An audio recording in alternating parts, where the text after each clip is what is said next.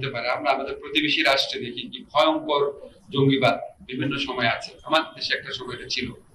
এটা আমাদের একটা লার্নিং দেয় যে আমরা কোনোভাবেই কোন রকম উগ্রবাদ জঙ্গিবাদকে অ্যালাউ করতে পারি না, কোনোভাবেই না,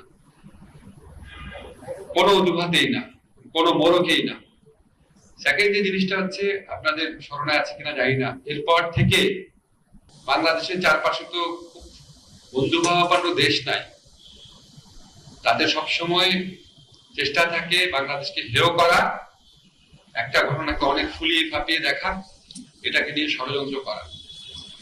আমরা যে গত 15 বছরের ফ্যাসিস্ট শাসন পেয়েছি, এই যে আমাদের জুলাই গণঅভ্যুত্থানে এত ছেলেকে এত মেয়েকে প্রাণ দিতে হলো, এত মানুষকে আহত হতে হতো, এটার সাথে কিন্তু 2006 সনের এই ঘটনাগুলোর 5 সনের এই ঘটনাগুলোর সম্পর্ক আছে।